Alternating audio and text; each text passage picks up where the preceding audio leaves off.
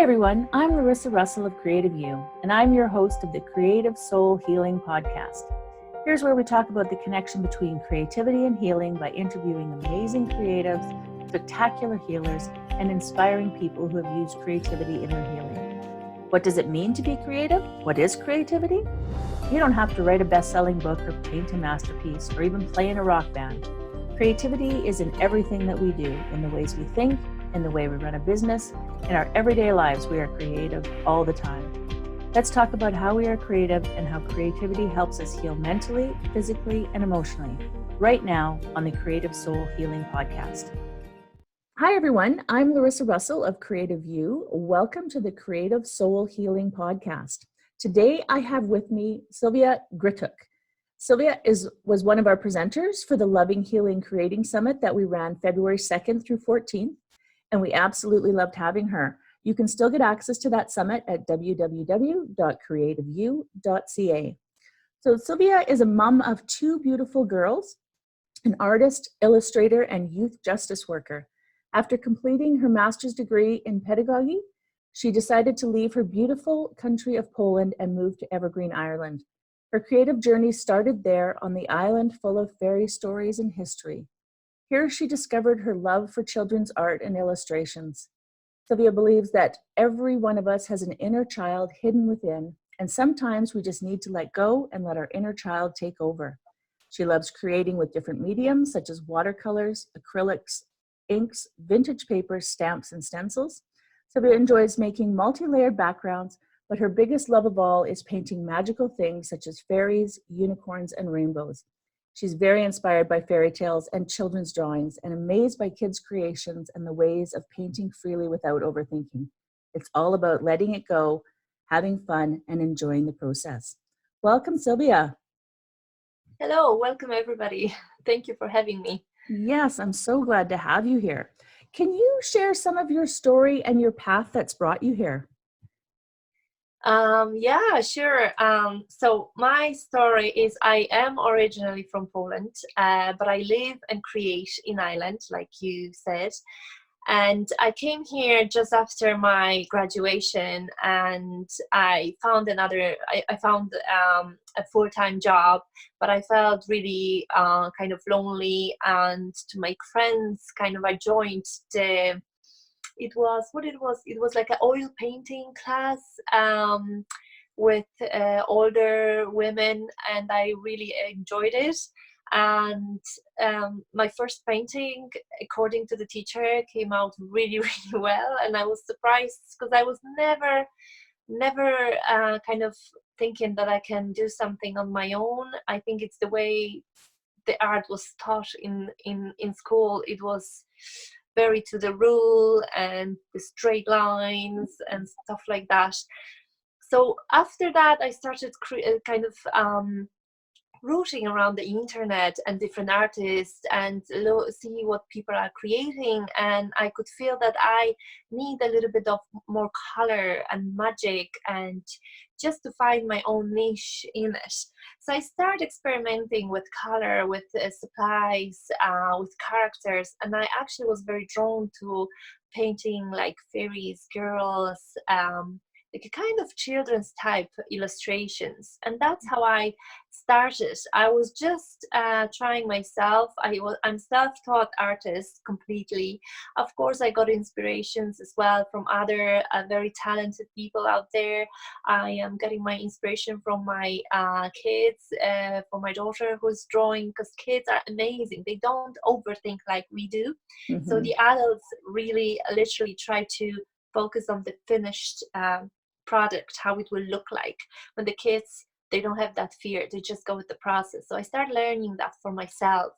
And of course, like we all have in life, some events took place then in my life which weren't that pleasant, and then that triggered me more to go into art journaling, so self-discovery and something to do something for myself, which doesn't have to be shown on social media either. So I started creating in art journals and starting to deal with my own feelings and soothing myself through a medium of art. Wow. Yeah. And it's amazing how art does that, right? Soothes you and allows you sort of that connection. Exactly, that's completely it. Because many people say, "Oh, I'm not an artist." You don't have to be an artist to be able to express yourself through Mhm. art or through paint. Maybe even not call it art, because art is kind of word which everybody is scared of, because Yeah. you have to have degrees in art. No, no, you don't have to. You can be still very successful in what you do without having a degree. You can be talented, or you can be just, inspired and just do it for yourself without um, kind of expectation that it has to be perfect. The art for me has another meaning for like healing and um, letting it go. I have very stressful full-time job. I'm working with very difficult teenagers, Hmm. and sometimes very, very sad, because the situations are sometimes very difficult to deal with. And I always go back home, and in the evening at night when my kids are in bed, I just let it out on the paper, and everybody always say, "Oh my god, your art is so colorful and happy." And I'm like, yeah, this is happy me. This is how I deal with my stressful situations. And yeah, I think it's such a powerful tool, and anyone and everyone can use it in their own way, really. Yeah, absolutely. So I think that answers the what does healing with creativity mean to you? Because you just explained that. Did you want to add anything to that or?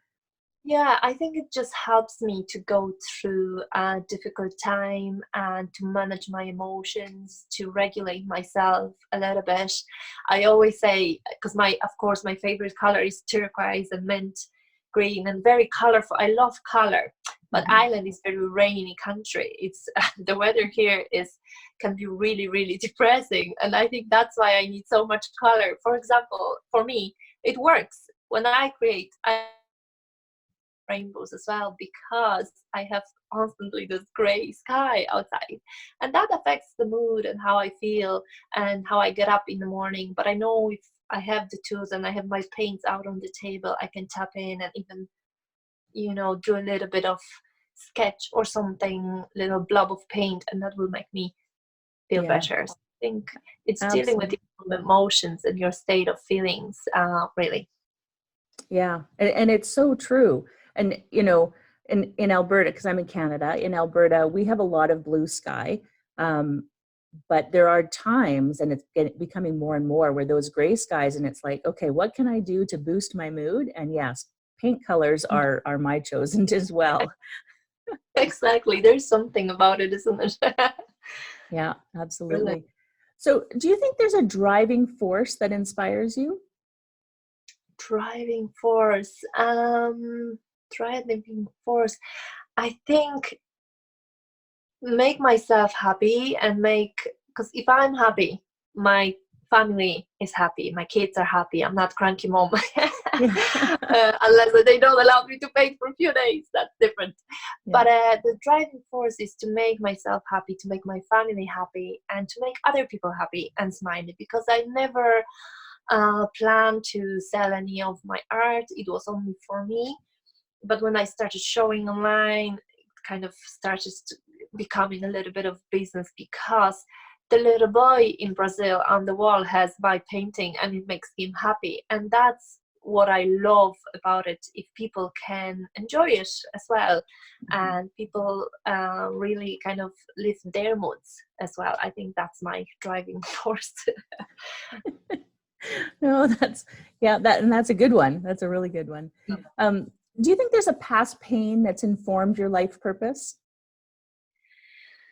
I think, yeah, I did have very two very sad events in my life, which art really helped me, and of course it shaped me in some way. Probably made me really much stronger as well. I believe that too. Mhm. If we deal with the emotions and feelings in a positive and way, with time, I think you learned and much more from those sad events. In 2012, I had my ectopic pregnancy, and I was in hospital for 3 weeks, and because there was no space, in other words, so I was with all the women in labor, and that was the hardest, the saddest part of all.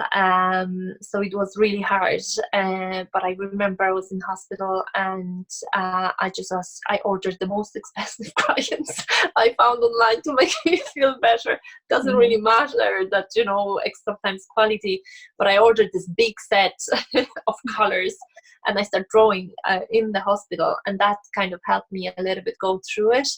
And of course I have two beautiful girls now, so that was just a part of my past, but that's there.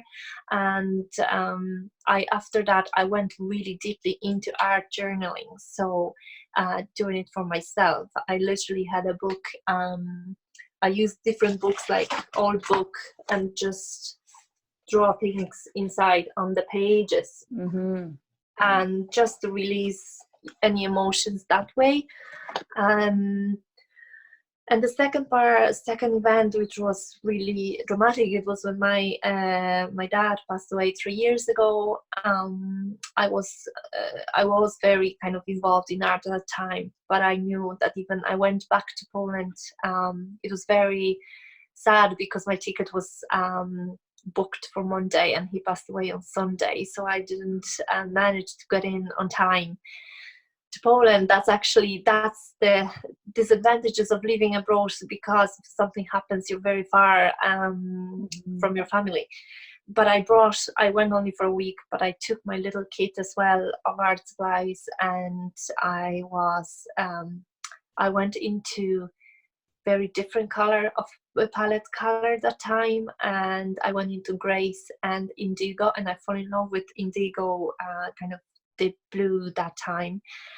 And that was actually one of the pictures I drew that evening, kind of sad face, and I found that quote: "I will let these tears wash away the pain and mend my broken heart."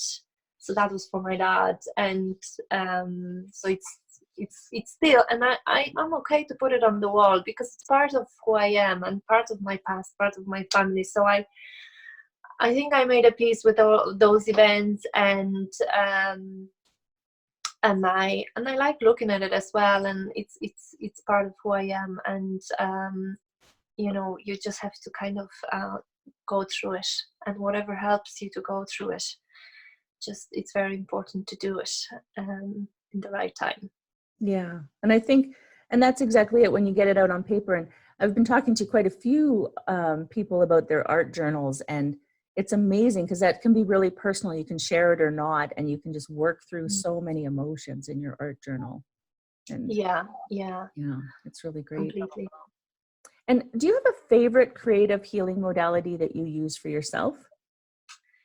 I love like art journals, and paints would be my favorite. And literally I have on my table even just to have the colors around, which makes me feel better. And I start usually with these 3 colors, so they're always on my desk, and there is always piece of paper on journal on my desk. Behind here I have actually a whole shelf of journals, because it doesn't mean I have to start and finish one book. I have few books, and I grabbed this one which I'm drawn to it that day, and also any canvas, any pieces of fabric, anything I can just put the paint on. That would be the tools I'm using. So I'm getting very bored very quickly with the same type of tools I'm using. So I'm switching, let's say, books or surfaces, just to keep me more motivated and interesting for myself. Yeah, absolutely. And what would you say is your greatest accomplishment to date? Oh, it depends in which area, I'd say, but of course my girls, my family is my biggest accomplishment, and the fact we built our family here we made family here in Ireland. We have our own house. That's big in one area. I'm happy here. I have my little family here. But also with art, probably the fact that other people enjoy my art, and they're happy to support me in purchasing the art as well, and it actually transformed into business. So maybe I'm hoping with time I could go to it more kind of full time, because I would love to be able to do it full time. However, I still love my job, so I don't know if I could quit it completely, because I just love helping people as well. So and I'm using art at work a lot, so I'm trying to combine as well. But I think just creating and building my Tandy art profile, it was quite good accomplishment, because I never even thought I could do that. It was, if you asked me 10 years ago, I will really laugh like that what happened. But you never know like what will happen, so it's worth trying and exploring things you love. And I know many artists, they do it full time. I still love going to work and have something else to do. So I think combination of everything, it's my accomplishment so far. Yeah, absolutely. So if you could change one aspect of our society through your work, what would that be? Our society through my work, I would love people to that would sound so weird, a little bit of magic in their life, to kind of let go and enjoy every process, and enjoy those little things, colorful things in life. We're all rushing so much through life now. I'm actually scared how fast every year goes by. So even, I don't know, to enjoy a little bit of fairy stories. And we have doors everywhere, fairy doors everywhere. Like Ireland is brilliant in that, because they're fairy stories, they're part of the history. However, the Irish fairies are very kind of naughty and a bit evil fairies. So they're not really nice creatures in the old legends. But I would like people to kind of maybe notice art a little bit more and respect the artists, not necessarily those with a diploma. And of course, it takes years to get the degree in fine art, and I absolutely respect that. But there's so many people there who would like to go out and show their artwork, and they'll be afraid that they won't be accepted in the society. So I'd like people to be more open to those people as well. And it's so true. Like when you see a piece of art that moves you, you don't care if they have a degree or not, right? Exactly. So just go out and explore that art, and then allow people the freedom, or like maybe expectations is what it is. As artists, we're so hard on ourselves because we have this idea of what art should be.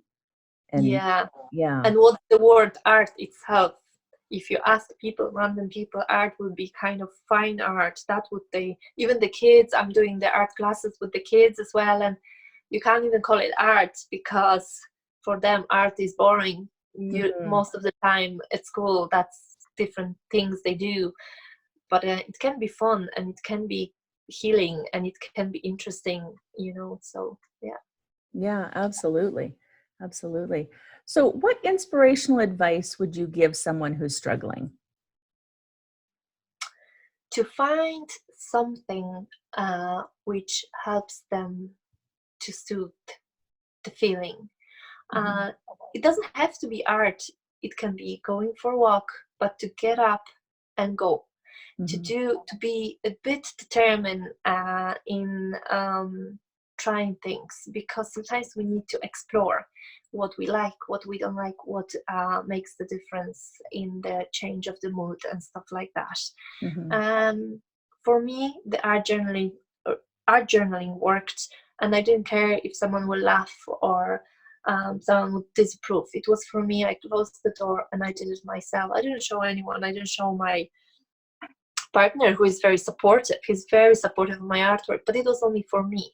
So if you are the person who loves, I don't know, lying on the floor and do yoga, and that helps you, go and do it. Just to have a little bit of strength to get up and do it, just to get out of bed, to I think as well, to recognize the feeling itself, and say, yes, I am sad, and it's okay to be sad. It's okay to be hurt, and it's okay to be really upset. It's to accept those feelings first and then move on with them, because if we keep on denying, they're not gonna go away. You need to acknowledge them and then find something which helps them to accept and move on from there, I think. Yeah. So do you have an inspirational quote that sums up your life journey? Inspirational quote. I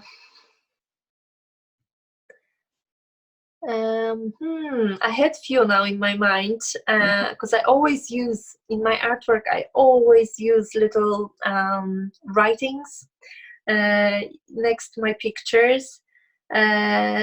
But my favorite one will be, she believed she could, so she did it. So that would be mine. My motto, I think. And sort of sums up everything you've said today. So, yeah. Is there anything else that you would like to add that we maybe haven't discussed today, or, that you want to tell our listeners? Maybe just a little bit of encouragement to, I know I said that a few times, to try things, but usually things we're looking at, they look much more difficult they actually are. So even in relation to art, if you have an iPad, you have some crayons, your children crayons or pens, or even pencil, and just to scribble, just to try to play with it without having in mind that has to look like something.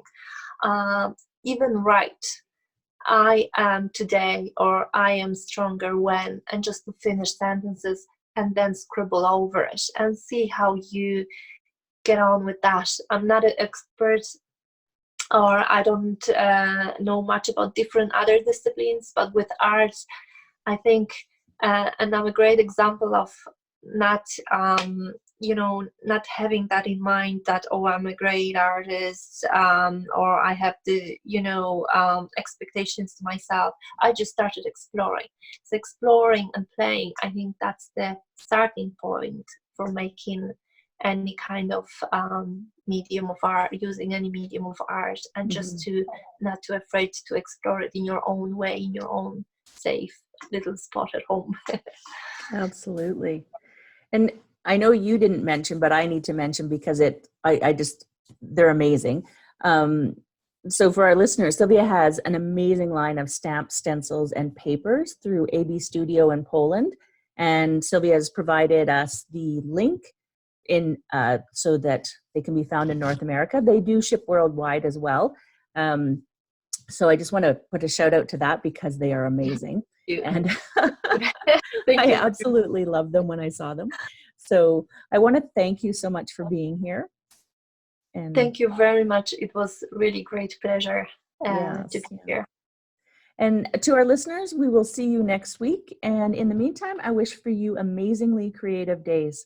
Thanks for being here. Thank you so much. Thank you so much, and all the best.